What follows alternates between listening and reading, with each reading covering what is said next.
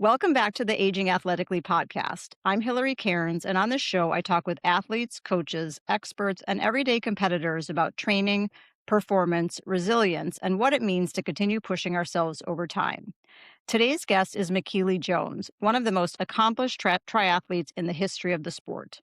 Michellie is an Olympic silver medalist, a two-time ITU world champion, and an Ironman world champion at Kona, amongst many other accolades. Over the course of a remarkable career, she succeeded across multiple eras of triathlon, continually adapting while competing at the highest levels of the sport. What makes Michellie's story especially notable is not just her accomplishments, but her longevity and continued impact on the sport. She's experienced the evolution of triathlon firsthand, competed against multiple generations of athletes, and today plays a significant role as a coach and mentor. Just last year, she won the 55 to 59 age group world title at Marbella, demonstrating that her competitive drive and performance remain extraordinary. I'm excited to talk with Michellie about what it takes to sustain excellence over decades, how her relationship with competition has changed, and what she's learned about performance, resilience, and aging as an athlete. Michellie, welcome to Aging Athletically. Thank you so much for having me. I think this is going to be such a great conversation. And I'm always telling my athletes that longevity is something that I'm very proud of. So definitely this chat tonight is going to be reminding me of why I've been in the sport for a long time. So I'm going to say thank you for all the reminders that you're going to give me tonight. Well, and you're going to give me and the listeners a lot of reminders. So, yeah, and you said for the conversation tonight. So, thank you because I have you in Germany, correct? Yes, I am in Germany right now. How did you end up there? So, you grew up in Australia. I know you spent some time in the U.S. Can you tell a little bit about how you've landed in Germany? Okay, so my childhood, I grew up with horses, and I promised myself after I finished my pro career, I would get back into horse riding, and then I wanted to come and ride with some of the best trainers in the world, and I do dressage, and that is here in Germany. So Wow. but it's also nice because, of course, I still do triathlon, and I get to race these new races that I've never done because I've lived in San Diego since 1991, and I have done those races over and over and over again. So it's definitely nice to go to new races, even though I don't speak very good German, if at all. Even though I've been here for a couple of years, it's like all my friends are either Australian, British, or they talk really well in English. So my German is not faring so well. Okay. Well, yeah, I do recognize that English speakers are at an advantage. I mean, it just seems like everybody conforms to speaking to us, which I think is just not always the way it should be. Um, but can you go back and you said you've always been interested in horses, but how did you get into triathlon? I got into triathlon because my high school run coach suggested I should do this race called the Champion of Sydney. It was a 1 kilometer swim and a 10-kilometer run over the Sydney Harbour Bridge. Um, And yeah, it was I sort of like as a kid, I'm like, "Oh, I wish there was like a sport where you could do different sports." But I didn't wanna do like heptathlon or pentathlon. And thanks to him, like I don't know what he saw in me, but it wasn't like I was a competitive swimmer, but I my mum always was afraid that we were gonna drown. I have 3 other sisters, one being a twin. And so we were taught how to swim at an early age, and Australia is very good at making sure that you do learn to swim. Back in my day, so yeah, just I went and swam 1 kilometer to make sure I could do the distance. I knew I could run 10K because I did come from a track background, specializing in the middle distance and race walking. That was actually my talent identification, was race walking. Thank goodness my high school run coach thought otherwise. Um, but yeah, it just started back in 1988. And I don't know, there was something about it that just intrigued me so much. And it still does to this day. It's like, I often tell myself, like, how many times do I need to go out and race? And, for me, race is like truth serum. It Yeah. really like tells you a lot about yourself, even though you know that about yourself, but it's good reminders. Um, Sometimes it's like a lesson relearned, sometimes it's a new lesson. We make mistakes, nothing's ever perfect. I guess ultimately we're chasing that perfect race, and I can say I've had plenty of perfect races in my lifetime, and I've had definitely lots of wins. But yeah, I don't know, there's something about triathlon that's in my heart, it's in my soul, it's in my blood, and I tell people I'm a tri geek, and I'm proud to be a tri geek. So you were a runner and then but you clearly had, learned good swim form at a young age. Well, I wouldn't say I learnt good swim form. I wasn't afraid of the water. My Okay. first couple of races, I was probably dead last out of the water, and most people don't believe me when I say that. It's like I would always be chasing. It's like it wasn't until like later in my career, it came sort of full circle. Well, then I could lead some races. And then it came like we got all these Olympic caliber swimmers in, and I'm like, ah, just like sometimes I could be with them, sometimes I couldn't. But yeah, I mean, do I wish I had done more swimming as a kid? I don't know. Maybe it wouldn't have led to what it led. So I always tell people like, don't wish you should have started something earlier because that's not your destiny. Your destiny is the moment you decide, I guess, to show up and see what you can do. Yeah. When did you figure out that triathlon was your sport and you were gonna really pursue it at a high level? Pretty early because I pretty much paid my way through college by doing these local triathlons. A lot of my friends were quite envious of me because they'd have to get like part-time jobs and I would go and do a couple of races like, through the year, and at least I could subsidize my income a little bit just from getting like $500 here, $200 there. I think, and that's something that I really think is missing from today's triathlon, these little local races that just had a little bit of prize money. Like, it was enough to sort of get me through college. And, the young kids these days don't even have that opportunity to go to a local race. And, everything's gotten more expensive, right? It's more expensive to put on races. Like, even one of my local races, San Diego National Triathlon, it used to have a couple of $1,000s for the professionals. And that has gone to absolutely 0, and it's a shame because I really think that's the missing piece for some of our younger athletes to stepping into the short course world, because a lot of it now is like if you wanna be a Olympic distance short course now with the relay as well, the mixed team relay, it's like you have to rely on the federation to get funding.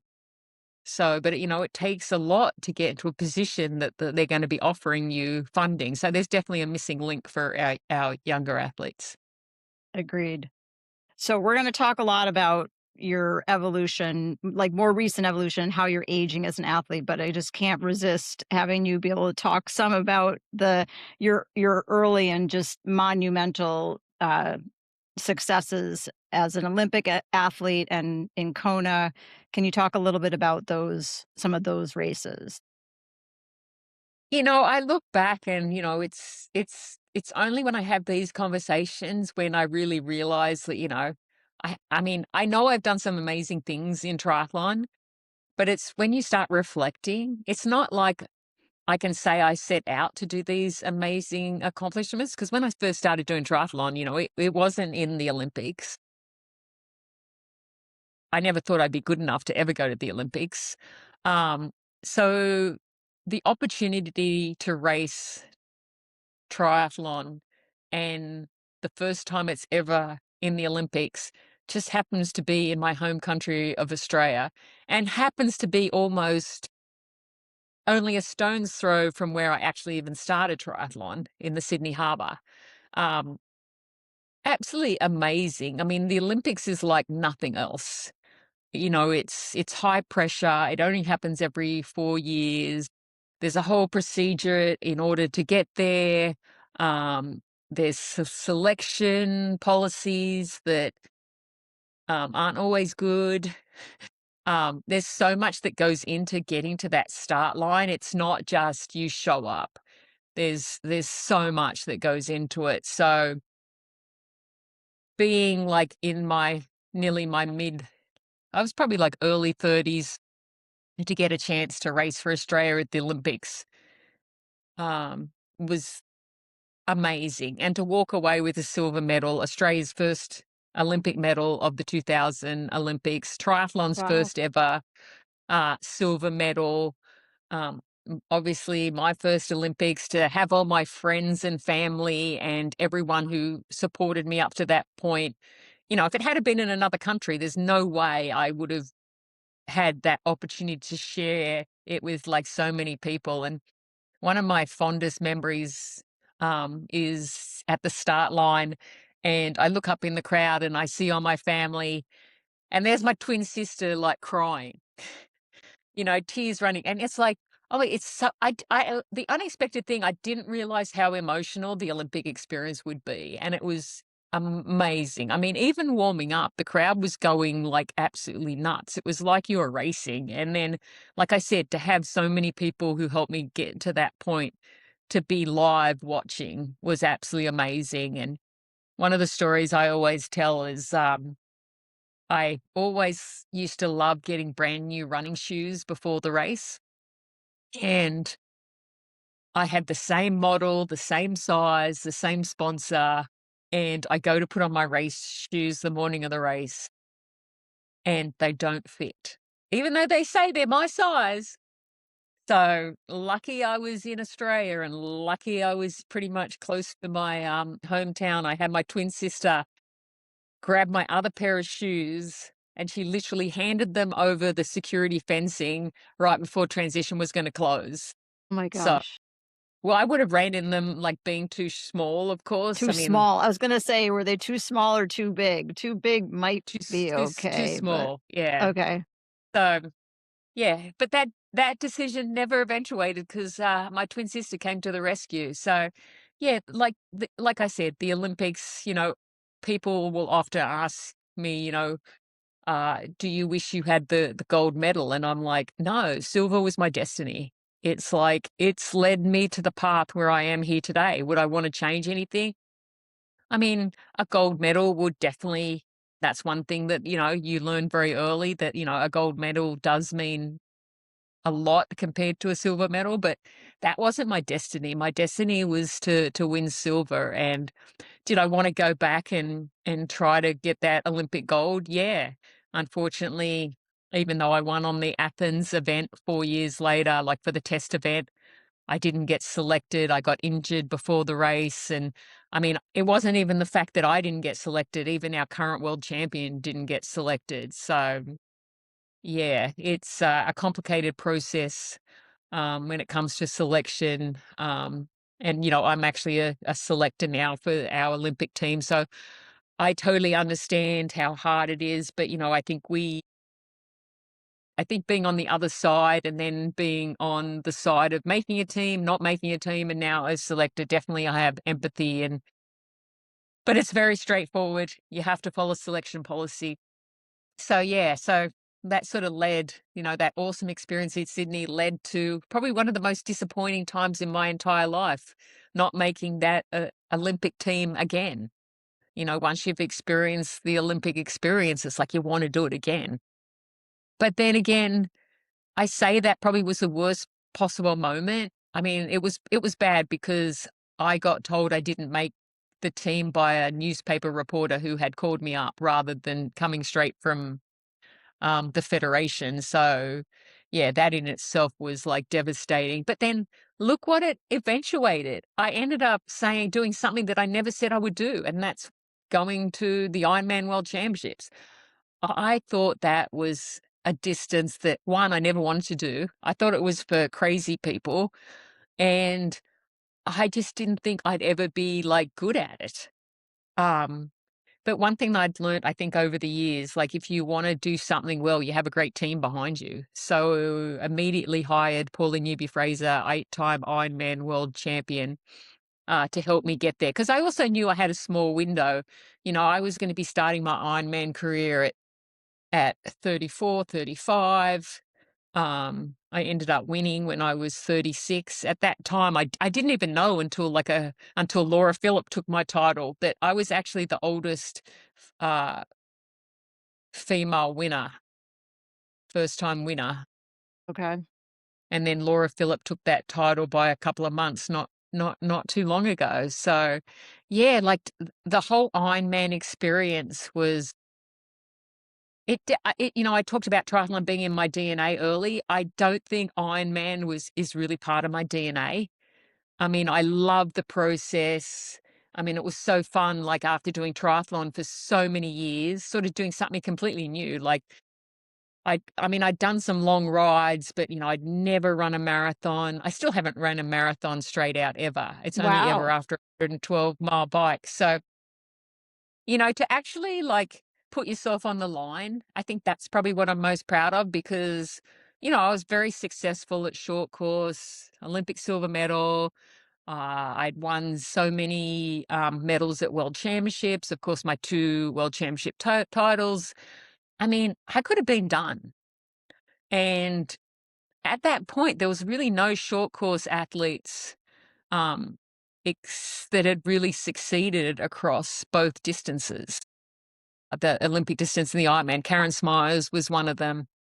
But yeah, there wasn't many. Like, to this day, I am still the only female that has won an Ironman world championship title and Olympic medal. Wow. So yeah, that tells you a lot of Yeah. how difficult actually the transition. I mean, even Taylor Knibb, she's won some relays, but she doesn't have an individual Olympic medal. So it's sort of like when you're a pioneer, you get to do all this fun stuff, and like, one day somebody's going to definitely, take that title away because it'll be a gold medal in an Ironman World Championship. But yeah, like the Ironman, like I said, I always said I'd never want to do it because I never thought it was possible. And so to be able to turn it around very quickly, like my first race I won, and then I qualified and I got second at the Ironman World Championship in 2005, and then to win it in 2006. Like, that's a quick turnaround. And, Yeah. it had to be because, 36. And it's not like, I mean, it's not really that old, but it is when you've been doing sport for a long time, triathlon. I mean, I've been doing triathlon since I was 18. So I have this theory, and you can think it's nonsense or you can sort of relate. For me, I tell people you have your triathlon age and your biological age. So your triathlon age is like dog years. You got to times Okay. it by 7. So, if you've been in the sport for 40 years, times that by 7. So, yeah, so definitely, yeah, there is definitely a toll that when you've been in the sport for a long time, that's for sure. And it's not just a physical toll, it's a mental toll. So I just feel like triathlon just kept giving me back so many things, like very early winning my first world championship. I think I was 22 when I won my first ITU World Championship, which is now a World Series. Um, and then to go to the Olympics, and then to win Ironman when I'm 36. I'm thinking, oh, I'm going to be done. And then all of a sudden, I'm at 45, 46, 47, whatever it was. And now I'm getting an opportunity to guide a para athlete to swim, bike, and run through their dream and journey. And the interesting story is when I guided Katie Kelly, I wasn't even the first choice. Emma Snowsill was Okay. because they thought I was too tall. But thankfully, Emma Snowsaw was pregnant, so I got the call up. And yeah, it was so amazing to have the opportunity to help somebody else live their Olympic dream. And again, like I got to compete the first time triathlon is ever in the Paralympics. I get to win, along with Katie, Australia's first Paralympic gold medal and Wow. triathlon's first ever Olympic para medal for the that category for sight impaired. So yeah, like amazing. And I can go on because there's so many great things that have happened in my career, but they're definitely the major ones. Yeah, I did not mention in the intro about the Paralympic, about, uh, being a guide, so really appreciate you reminding us of that, and that sounds like a thrill too, a different kind of thrill, but sounds pretty similar in terms of the energy around it. It's way more high pressure, right? Because like if Yeah, you screw up, you're not screwing up for yourself, you're screwing up them. yeah, It's like you can't, what happened? And my biggest thing, what would happens if something happens to me? And that's why you have to be so much better than your athlete because if you get a cramp or something happens or you crash, it's like that was my biggest fear. I mean, I'd never ridden a tandem, and here I am. Our first race, we're in Yokohama in Japan, and it's one of the most technical courses you can do. And I think that day I thought we were gonna crash a few times. mm, But yeah, like just like as I said, like amazing experience to help somebody else. And then, to win an Olympic medal for her, like, yeah, very proud moment. yeah. Uh, so you're still racing now. Did you ever Yes. actually retire? Was there a retirement and then you came back to competition, or have you pretty much just stayed at it the whole time? I never really I mean, I did get to the point, I think when I was 45, it's like, I think for me, and I tell these people all the time, I think, when you're a professional athlete and you've been at the top of the game for a long time, you have an expectation of how you have to train. And my body wasn't up for that training physically, mentally, I wasn't up for that training. But I still love triathlon. And I mean, I do get a lot of people who don't like that I still race because they say I have an unfair advantage. And I'm like, I haven't been a pro for so long. I mean, even my twin sister gives me a hard time, but I'm like, it's like I don't want to race pro. It's like it's not like that. Like as I said, I have a skewed vision of what you need to do to race as a pro, and it's like I just don't have the physical or mental capacity, but I still like to race. And like I said at the beginning, it's like truth serum because now when I enter a race, it'll tell me exactly how committed I am, and I'm not committed how I used to be. That's not the fun. The fun for me is seeing the athletes I coach set themselves some goals, and I'm like, "You know what? I wouldn't mind going to that race as well." So it's sort of although they think, you know, I'm there to help them, they're actually helping me probably more because they're keeping me engaged in the sport. It's like I believe that, a good coach doesn't have to be a triathlete, that's for sure, but it definitely as still competing, it definitely helps me remind myself and then remind my athletes of what it really feels like and what it really takes. I think that experience is a really unique aspect that you can pass on to your athletes as a coach. But yeah, it's like the fun part is, yeah, doing races with your friends and it's all a bonus. Like last year, you mentioned I won the 70.3 worlds in my age group. I didn't really set out to win. I actually won three titles last year because I won the sprint distance age group world champs. I won the Olympic distance, of course, in my age group, and then I won 70.3. And then lo and behold, apparently I ended up with the age grading to be ranked number one in the world for all female age groups. And it's not like I started out to want to win all these world championships. That's not why I race. I just race because I want to see well, what can I do? And it's not like I mean, I'll commit for a couple of weeks, but that's mentally, that's probably as long as I can focus, like, to really commit to wanna be at my best because for one, my body can't handle that. I've been doing sport for so long.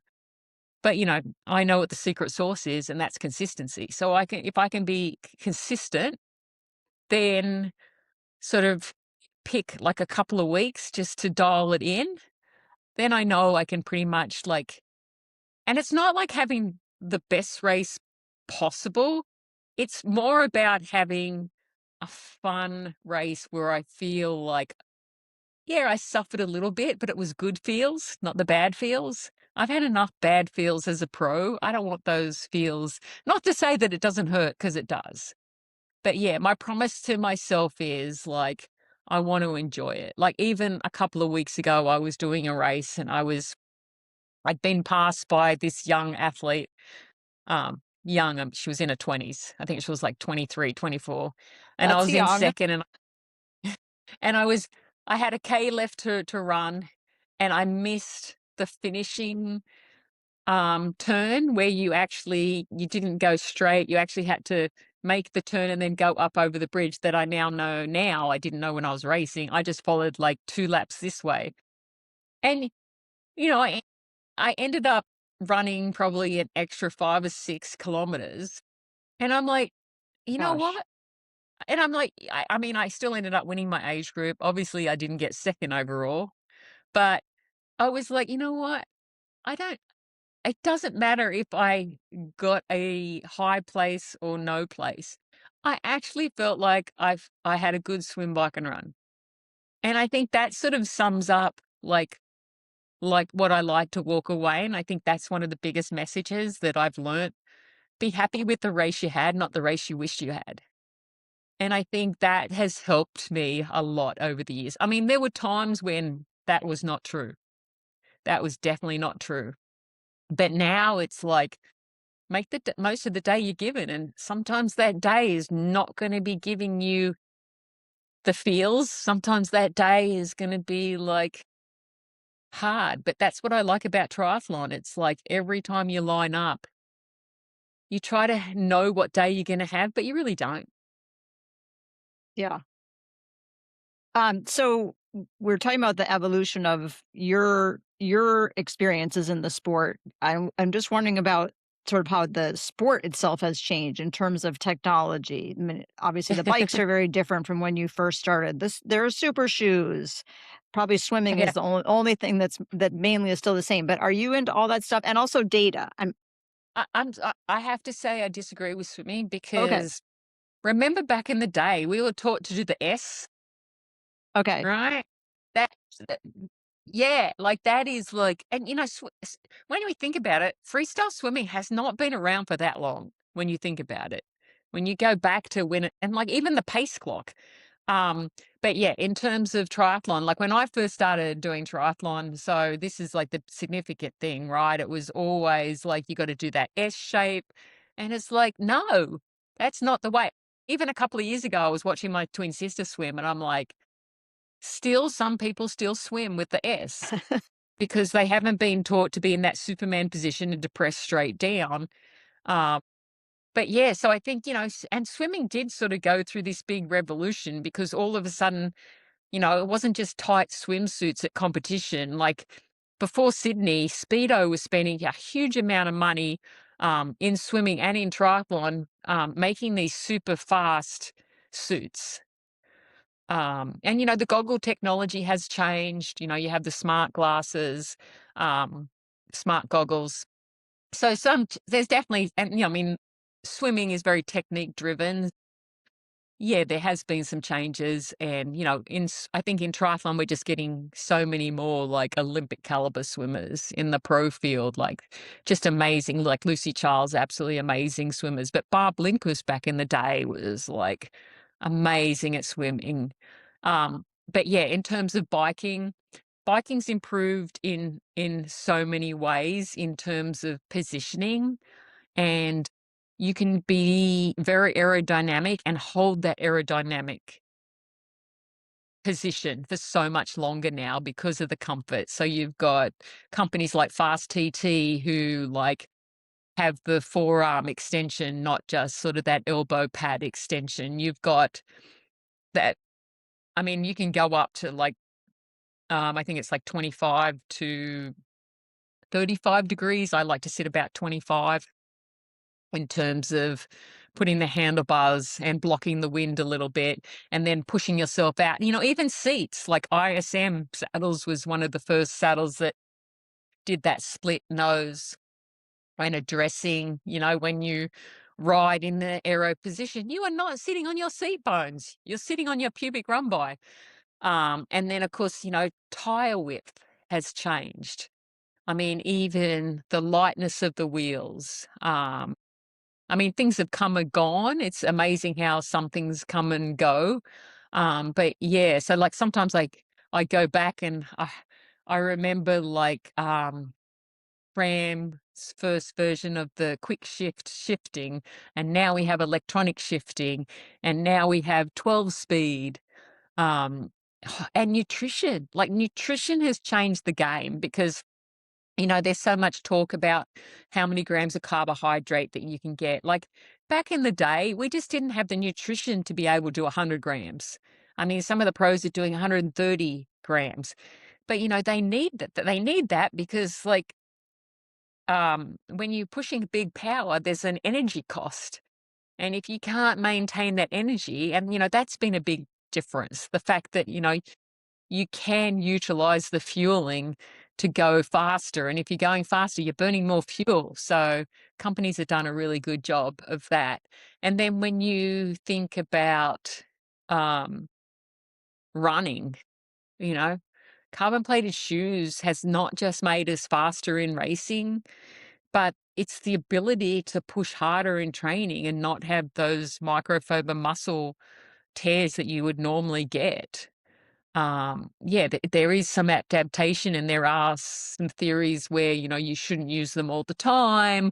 But the thing is, I think there's so much competition that every carbon plated shoe has a little bit different feel and a little bit individualized for each person. Like I love the Kip runs because they're the most stable carbon plated shoe, and of course, as we get a little more mature, we don't want to be like tripping over. I've done that a No, few we don't. times. We're gonna do that. So I want a stable, fast shoe, but I also wanna, like when my legs are really tired, I wanna put on a pair of shoes that's gonna make me feel good. So I will go for those carbon plated shoes on some of my recovery runs because they just feel so good. And, even, your technique and what we understand, with power and cadence on the run as well, and, that ability to run off the bike. I mean, that's still definitely it's a learned skill, but it's also a neuromuscular skill. Some people are much better at it than other people, but yeah, it's definitely part of the fun of triathlon. Are you really into data? I mean, and numbers for you and or your athletes? So things like power, heart rate, what do you use? So I am actually into everything because Okay. big believer in perceived effort. Because I Yeah. think that tells a story. I think heart rate data tells a story. I think power tells a story. I think cadence tells a story. It's like there's just not one piece of data that you should really focus in on. It's looking at that whole picture. And so that's what I like to coach my athletes. And often athletes get so fixated on one metric, and I'm like, if a recovery run isn't upper zone 2, it's lower zone 2. So, you hear so much talk about zone 2, but there's differences in zone 2 training. And, it's important to understand the environmental factors. I think that's why I love triathlon because it really takes into account that environmental factor, how hot it is, what time of the day it is, where are you at? Yeah, so there's so many metrics that like sometimes take center stage, but I don't think one in particular is the be all and end all. And I think, back in the day when, we didn't have any of those metrics, I think we were more thinking athletes. I think athletes do less thinking these days because, if I tell my athletes that I want them to go and do a 400 meters on the track and I want them to run it at their 5K pace, it takes them a lot to be able to break it down to a 400 where I can go, boom, I know exactly what that is because that's what I grew up on. So, not to say that I think it's a bad thing sometimes because how many times does technology is only good when it works? If it doesn't work, you've got to understand what's happening around you. And the thing is, like, if you get tied to that metric, that one metric, especially if it's like a pace, and you're having your best day ever, but you're sticking to your pace, you could have pushed it out and like done a personal best. So, yeah, I think for sure data is so important. I mean, there's so much that you can learn from it, but there's also a lot of things that you can learn as a coach just having a conversation because data is only one part of the story. So the Right. conversation is a huge part of the story. Okay. Just pausing for a second. I don't know if you can hear me, but my thing is showing unstable internet.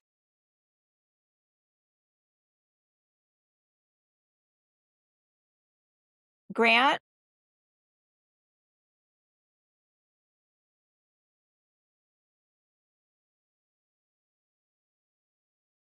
Okay, I think I lost you for a second, but you're back.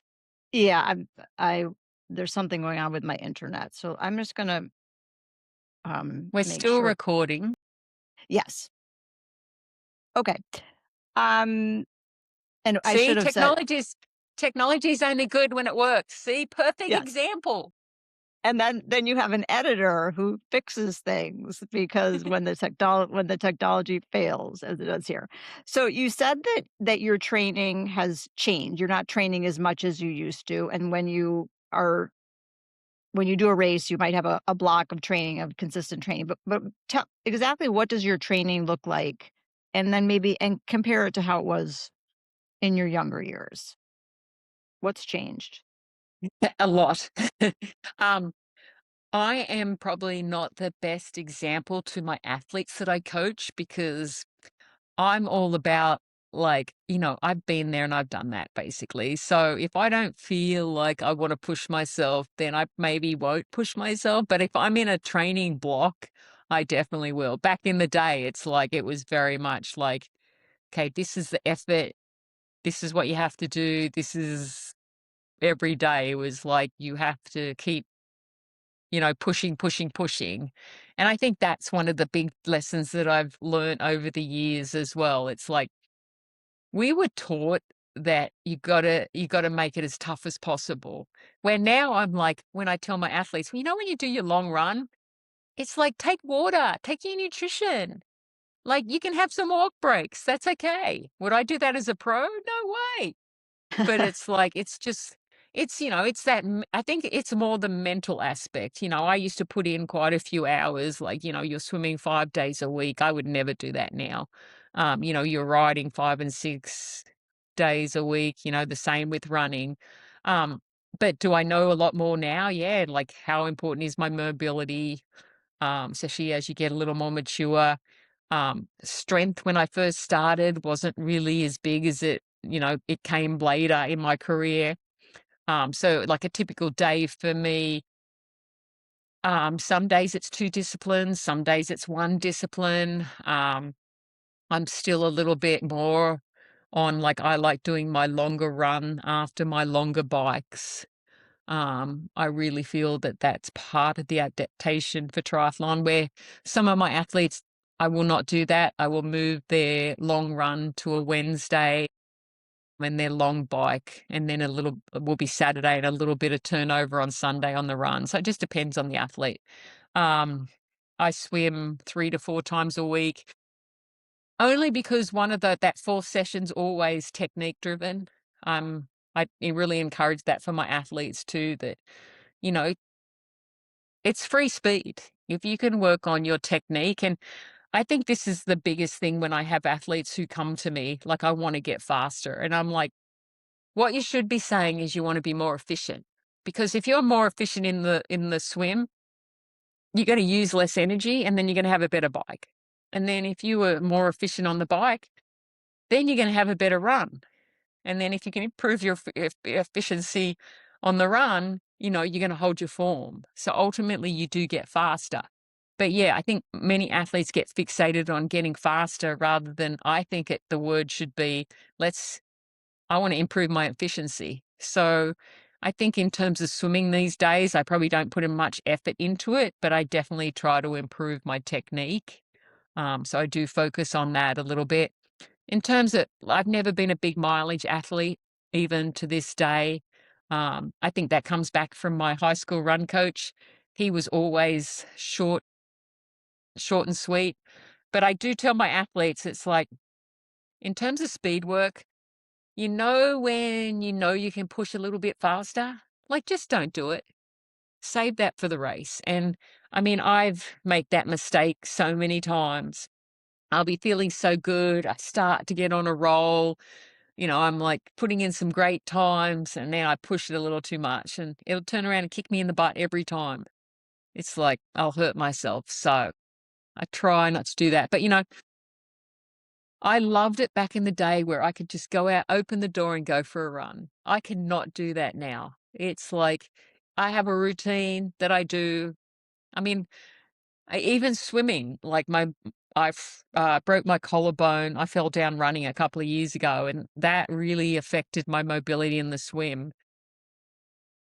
I used to use swim cords a lot anyway, but now I definitely do a lot more shoulder help.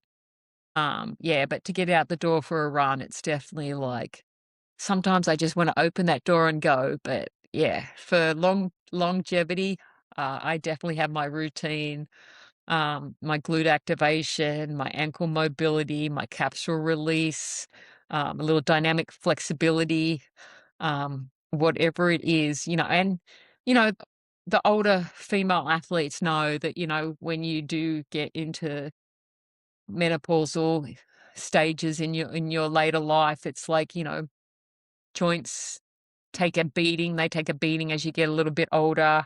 Um, your motivation, your energy, they all take big hits. So I always said that, to get through menopause, I was just going to triathlon my way through it. And yeah, like you learn a lot. And I always try to tell people, it's sort of like a different stage in your life. So you can't judge yourself on who you used to be. You just have to judge yourself in where you're at. And I think the hardest thing is like you get to a point where you do get a performance decline when you're going through those phases, but then all of a sudden you sort of figure it out, and then you get that performance incline again. So yeah, it's not easy to navigate it, and yeah, and it's like you're like, who am I? Yeah. It's you have to relearn and yeah, I mean, everyone goes through it. There's definitely different degrees that people go and, education on menopause and, how it affects us. And there's so much chatter about what sort of therapies you can use. But I mean, we still have f- little research overall in terms of women's sports and how it affects us through the various stages. So, yeah, like in 10 years' time, I'm going to be like, oh, I wish I had have known that. Yeah. But that's part of everything that you do, right? We hope that things progress and we get better educated. Yeah. Agreed completely. So when you look at your athletes, particularly your older athletes, what do you think? What's a common mistake that they make? Well, they all want to go hard because we've been brought up that you got to work hard, like to improve. It's that old school mentality is like you got to go hard or go home. So I'm always like, respect the recovery, respect the fact that, you have to eat. It's like you're a high performance machine. If you don't put gas in your car, guess what? You get nowhere. I think I think still that's like the hardest thing for a lot of athletes to grasp. And I mean, Red S has like provided us with a lot more education and feedback. And I think some of my older athletes, I'm like, I struggle. I'm like, 30 grams of carbs an hour is not enough. Or it's like, you have to eat after your workout. It's like, I didn't feel hungry. I go, yes, I know, but you've got to train your system. So I think I find that the complexity of that is really hard because it's like full circle. Because if you don't get enough nutrition when you're like, before, during, and after, that has significant issues physically and mentally. And it increases the risk of injury. But yeah, I think fueling and like my message that I said, when you want to go hard, but I've lost all my speed. I go, no, you haven't. You're trying to judge yourself on who you used to be. You have to judge yourself on who you are now. And I often tell my athletes, the 1st of January, everything goes back to zero. You get to make all PBs for the rest. And I mean, we're all guilty of like, I just want to get faster. And I go, I will never be as fast as I once was. And that's okay. And some athletes are lucky enough because they've gotten to the sports later that is not the case for them. And I'm like, you guys are so lucky that you get that opportunity to get faster. And I think, fast is and getting better is something, yeah, we all want to achieve, but that means different things for different people. Like for me, I just try to set a standard each year. Like I want to make sure I can run my 5K in this time. And if I don't do it, I'm like, well, now I need to move the needle. So it's just, being realistic with your goals and reevaluating. And we can't live in the past, we can only live in the now. And I think that's true. And that's true for all age groups, but particularly like, I mean, as we get older, we're like, back in the day. Yeah. Well, and the cool thing about triathlon, really January 1st is a marker because on January 1st, we all have become a new year in terms of our triathlon age. So it's a good time to set your goals for could be your personal best at that age because you've never been that age before. Exactly. And I do it myself. I'm like, how good is it when I see my Garmin personal best, personal best? Even today, I got out of the pool and it's like, oh, this is the fastest 400 you've swum. I'm like, obviously, I didn't start it in a race, but that's okay. Well, so what do you think about looking at the new generation of triathletes and what do you think that maybe they're getting right that our generation didn't? I mean, I could say back in the day, but I mean, we didn't have coaches, we didn't have the knowledge, so they're getting like all our mistakes, right? They don't have to get to do our mistakes, I guess, because we wrote the book. That's one thing that, I will tell people all the time, you got to remember we wrote the book. There wasn't all this knowledge out there. But I mean, the younger athletes these days, I mean, they're just better than us, basically. And if they weren't, I would go, "What is wrong?" But, like, there should be progression. And what they get right, I think what they do really well is they understand well, the good ones understand details matter. When you look at Kat Matthews, she has a great team behind her, and, she understands that details matter. I think they do a really good job of being professional athletes.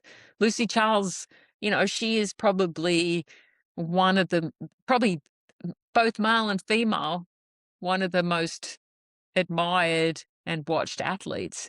And what does she get right? The details. It's like no stone goes unturned. I think that's what they do so well. They're professional. And I definitely feel like I was probably one of the first athletes to bring that professional edge on because, I had custom everything. My shoes matched, my watch matched, my bike matched, my uniform matched, like everything had to match. Back in the day, that wasn't a thing. And now you see that like a lot, just the level of professionalism. And I love the fact that these athletes get an opportunity to make more money because our sport is getting better. And I don't think, I think the first world championship I've ever won, maybe I won like $2,000. Wow. So I don't think our sport has evolved enough. I mean, when I won in Kona, um, the prize purse was the same as it had been for a long time. It wasn't till, the pro series. So I love the fact that the younger athletes and our current athletes are getting an opportunity to still to only a few. There should be a lot more, but at least there's an opportunity to make money. Not for everyone, it's not easy. Sponsorships are hard to get, especially financial sponsorships. So I would like to see that improve. But generally, I think, the top athletes, they get it. There's YouTube, an opportunity to make money. Yeah, it's very different. Social media has had a huge impact compared to when I race. I mean, sometimes I wish I can go back on, to the internet and watch some of the races that I used to do. But yeah, they're not there. But progression is good. It's like, I'd sort of be ashamed if our sport wasn't getting better and that the professionals weren't more professional. Can everyone do better? Yeah. I mean, it would be nice if we were up in the sports like baseball, football, basketball, but yeah. So what's next for you? Are you currently training for something in particular, or do you have races in the next couple of months that you're targeting? I have a race on Saturday in Okay. Hamburg. But yeah, so What distance? it's just a sprint, that one. But I'm Okay. scheduled for 70.3 Nice World Champs in September. I'm scheduled for short course worlds in Spain. Um, Somebody is harassing me right now to do some hard rocks. Okay. So that possibly could be on my future. But you would I've done a lot of them, so you would the they're great, and I'm sure you would be very good at 'em. It's just like finding the time because, of course, my other passion is horse riding. So yeah, I mean, I keep myself pretty busy. It's funny because some of my athletes will be like, until they've spent time with me, they go, "Oh my goodness, how do you fit all that in?" But it's like anyone, right? If you want to do something, you'll make it work. And usually, like when I'm coaching an athlete, it's like it's always the ones who do the best is like you can see that they figure it out. Even if they're on a time crunch, they somehow manage to figure out how to do what they want to do.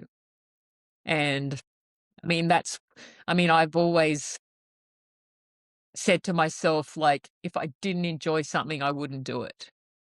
So, and I mean, there's days, I mean, I have to be honest, there's days when I'm like, seriously, do I really need to do another swim, bike, and run session? Like, how many races do I really need to do? I'm like everyone else. My twin sister did say to me once, but your level of unmotivated is somebody's level of motivated. And I Right, think right, right. that's a really good way to put it because I mean, yeah, sometimes it's like, what am I doing? And I'm usually say to my athletes, I go, whose dumb idea was this? If Right, it's yes. cold and it's raining but then when you're done, like, that's the best feeling. So, yeah, but I'm like everyone else, I go through stages where I'm like, "I really don't wanna do this," and I just somehow tell my athletes, like, it's okay to feel unmotivated at times. It's okay to to wanna have days off. It's like if you start finding the fun, that's when you have to, like, reevaluate what you're doing, and, triathlon does have a huge burnout. I mean, Ironman training is very hard on friends, family, yourself, and so I do try to, like, tell my athletes, like, "You've been doing Ironman for a while, let's go back to short course because that's my passion." I'm definitely a speed demon. As much as I'm slowing down, it's like I still love doing a sprint race. And I sort of get frustrated when athletes think that sprint distance is for beginners. I'm like, no, It's a different kind of pain. Yeah, it's good for you. It's like and I think, Ironman athletes get addicted to the training.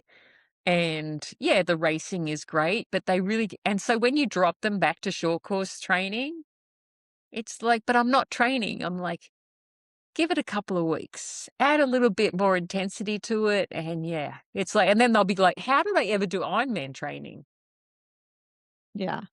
Well, I'm gonna second your friend's suggestion about you doing high rocks. I actually think that you would really enjoy it, and partially because, well, it's the shorter distance running. I mean, because 'cause you're running 1Ks, you're gonna like the short distance, and then you have the power like, the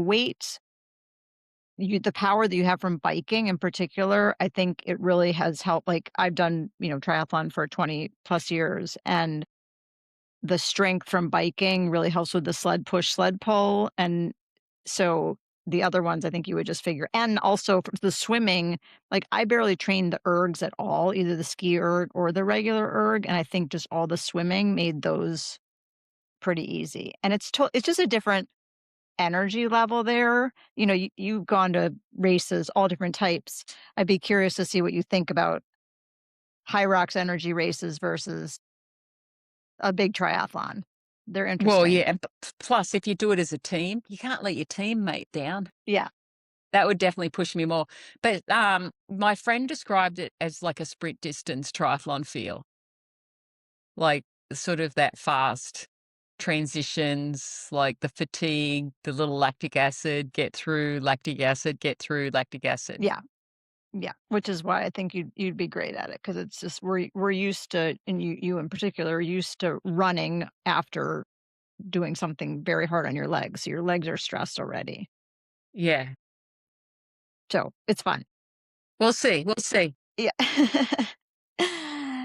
And I think that's it for my questions for you, for my regular questions. And then I have questions that I not just, but I ask all of the athletes and others that I have on the show. So I'm going to shift to that. What is your favorite pre, during, and post-competition food and drink? So that's pretty easy because I've won a lot of races on hamburgers Okay. As a pre, that's what you have in the morning before or the night before? the night before. Okay. I was like, that's whew. Okay. No, that's always my pre-race meal, um, like night meal. I am all about oatmeal, chai seeds with a little granola. Okay. I mean, but I will go a banana and a bar if it's a short race and I don't wanna deal with breakfast.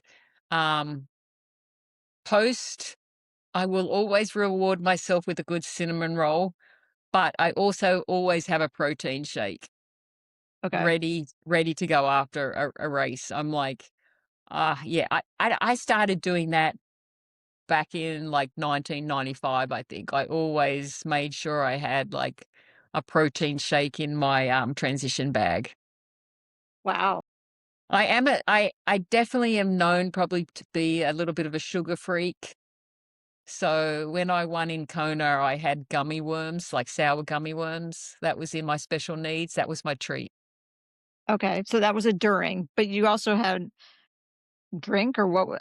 Yeah, like Yeah. regular yeah, I have, like, regular nutrition, but yeah, that was even on long rides, that's still my treat. Okay. Sour gummy worms. And then by the end, are you at the end, are you sick of those, or you still like sugar even after consuming so much sweet during the races? I never know what I'm gonna have, I remember one time, like, I wanted pizza. I don't know if it was just, like, something, and I mean, there's times when you really don't want anything, but yeah, like, sometimes it's, like, just, like, some ice cream or yeah, or like a one of my favorite things actually is, ginger beer. Mm, Like, not alcoholic, but, like, I yeah. don't know, there's something about ginger beer that I just love. Or kombucha, like, kombucha is, like, one Mm, of my you can't get it here in Germany, not that I found it. I haven't found it here in Germany, but, wow. yeah, the kombucha in Australia, they have some good varieties. Yeah, I have that every day. It's my favorite drink. Yeah. All right. Do you have a mantra or phrase that you utilize to get motivated or to deal with hard training or racing? Yes, I have several. One year we actually had a team uniform that had all my mantras on it, so Okay. that was fun. My twin sister's one would be like "Fake it till you make it." Um, I mean, I have Giddy Up. Uh, That's the name of your coaching business, right? yeah, Giddy Up Okay. coaching, because the horse thing and it's fun.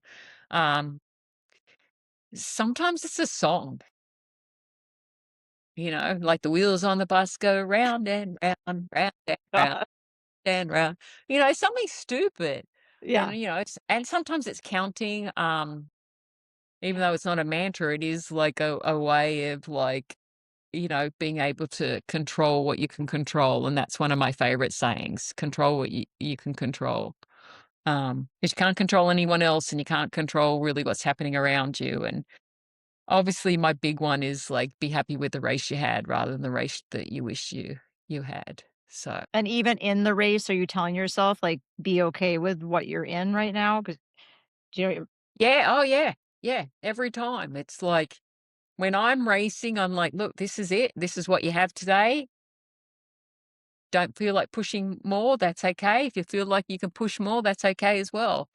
So I think, that's, from years of experience. Like back in the day, it would have been a little bit different. But yeah, like usually like what's going in my head is going in what's going in everyone else's head. It's like, why am I doing Yeah. this? I could have slept in. It's like I could be laying, watching a nice movie, all those sort of things. And it's like I sort of tell people it's okay to let all those thoughts go through your head. Doesn't mean you have to pay attention to it, and sometimes you do pay attention to it and, as much as you try not to, but it's like I always tell my athletes, it's like breathe, pivot, be actionable. They're like really 3 things that you can do every single time. Every time you're in that hurt locker, every time something's not going right, you can just go breathe, pivot, be actionable. Nice. Alright, if you could have been a professional athlete in any sports besides triathlon, what would you have chosen? It's a hard one because I'm happy to be in the sport that I'm in. Yeah, Would I have loved to been a professional horse rider? Possibly. Um, I don't know. It's a hard one because, like, I'm happy to be a triathlete. I mean, maybe I used to think I wanted to be a professional runner, but I like the fact in triathlon, just when you get sick of swimming, you get to go ride your bike. Just when you exactly. get sick of bike riding, you get to run. And when you're sick of running, you get to finish. So, yeah. Yeah, no, Alright, yeah. alright, besides horse dressage, I don't know if I'm terming the activity correctly, but besides that, do you have another go-to hobby that's not related to sports? It's hard to fill in other hobbies when you already do so much because by the time sometimes I think a hobby is walking my 2 French bulldogs. Okay, I think sometimes I spend more time walking them than I do, like, actually training. okay. Other sports, I mean, I really don't have time to do other sports. Sometimes No, I'm like besides sports, do you have any hobbies besides sports besides sports? well, I don't like to sit. I mean, I can relax and watch a good movie. Okay, I don't really I mean, I would lead a pretty busy life, I have to say. sounds like it. So and I never felt like, I hear a lot of athletes, "Oh, like, I had to sacrifice this, and this," but I never felt like I sacrificed anything. But I often do say, "I wonder what real people do." I do I say think that. they're I bored. wonder what real people do. Yeah, Yeah. they're I've just bored. definitely sometimes it's nice to be bored. I can definitely say that, like sometimes, like, when that's like, maybe that's why I like racing because, like, I get a little bored before the race, but sometimes it feels good, sometimes it doesn't feel so good because I don't like to sit around too much, but then one of my athletes, they said to me, they hurt themselves, they fell down, and she goes to me, "You know, I can see how people can get very lazy just sitting on the couch because 'cause I'm sort of enjoying this right now." Yeah. Yeah. All right. You said you have maybe TV or books. Anything on your bookshelf, TV or podcast queue that you're excited about and want to recommend to listeners? You know, I am so bad because I actually like Emily in Paris, Wow. but Okay. I also like Ted Lasso. Okay. Uh, there was I can't think of the one that I just watched, it was really good. Oh, it was, one of the octopus ones. One of the octopus. I do like a good autobiography, and, yeah, um, but yeah, and podcasts, I do enjoy, like, some good podcasts, that's, definitely I don't I should spend more time when I'm out walking the dogs doing the podcasts, listening to the podcast because we do spend a lot of time out walking, but yeah, like a good autobiography, I really do enjoy that, and I think, like, in terms of movies and, series, I try not to watch too much TV. Usually, I don't have time. So, yeah, but yeah, if anyone's got any recommendations, drop it in the comments. Well, and I don't know, hearing that maybe you're not listening to podcasts or music or anything while you're walking your dogs actually sounds like a really good thing.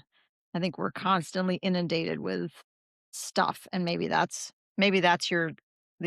essentially the same as lying on the couch for other people. Well, yeah, and I do like when I'm doing my bike trainer inside, I will turn some YouTube on and catch up on like I do love when it comes Monday morning and there's been some big races. I mean, I seriously, as a fan of the sport, I do love watching what the pros are up to. Yeah, and it's so much more accessible now. You can just watch the entire race. It's easy to find. Okay, do you have an athlete that you admire when it comes to longevity or an athlete you admire regardless of their age? I mean, yeah, definitely over the years, like Paula Newby Fraser, like to win 8 Ironman world champs, obviously, a big fan of hers. And I think what she did is so underrated and not talked about because she's not somebody who wants to be in the limelight. But, what she did for women's triathlon and Ironman is pretty amazing. Um, Actually, I have a couple of athletes now that I coach, and they're in uh, their 60s and 70s. And I'm like, you know what? I hope I could be just as motivated as you guys when I get to your age. And that's the thing, right? I tell my athletes this all the time. You never know who's watching you. You never know whose life you're impacting by your own actions.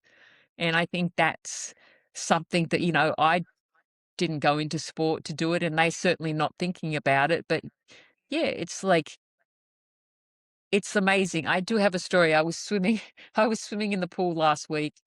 And Germans know how to drive on the freeway, but they don't know how to swim in a pool, I can tell you that. Uh, but anyway, there was a school teacher there who had brought a bunch of kids, and I was doing my laps. It's also this pool also is a wave pool, so with 10 minutes at the top of the hour, they turn the wave pool on, so I get some open water practice. Oh my gosh. So, she started talking to me, and I she goes, "Oh, you're a really good swimmer," and I put up my goggles, and she goes, "I thought you were much younger." And I'm like, "I think that's a compliment." It sort of reminded me of the story after I won the Ironman World Championship. I was out riding my bike, like, maybe a week later. I was in Australia and, this guy comes up beside me, he goes, "Michellie, you coming out of retirement?" I'm like, I didn't have the heart to say that I just won the Ironman World Champs. Oh my gosh. Oof. People are being educated. Yeah, but I think there's like I said, there's so many people that don't even realize that what they're doing, and it doesn't have to be at a professional level, what they're doing, they're inspiring you. Agreed. Last question. What is one habit that you swear by that's helping you age athletically? Don't look in the mirror too hard. Okay. No, I think, I always used to preach age is just a number. And some days it's a lot younger and some days it's a lot older. But all it is keep doing what you love and stay active. It's like, I think I promised myself that, like, I would put myself out there a little bit more because I do like to get in my comfort zone. Maybe that's stay in my comfort zone. Maybe that's why I've been in triathlon for so long. Um, but yeah, like life is too short not to go and do some fun stuff. And I still am bad. Like, I want to go do things and I'm like, just go do it. And sometimes I procrastinate about it. Um, so yeah, but I think, enjoy. Life is tough. It's not always happy. It's not always easy. Um, but I always tell people there's often a message. I believe in destiny. And sometimes, life does turn around and kick you in the butt a little bit. But, you know, remember and cherish, I think, the people around you as well. I think that's another good one as well. Like, enjoy every moment that you can and, yeah, appreciate the people in your life because they make it special as well. Yeah. Well, Michellie, thank you so much for taking all this time with me. I've admired you as an athlete for so long, and now I feel like of just getting to know you and understanding what drives you and just the love that you have for the sport. I appreciate now that I can feel like I know you as a human being and not just somebody who I've seen perform. So I imagine that you are an amazing coach because you're probably carrying all of these things you talked about today into your coaching life. So thank you for sharing all of that with.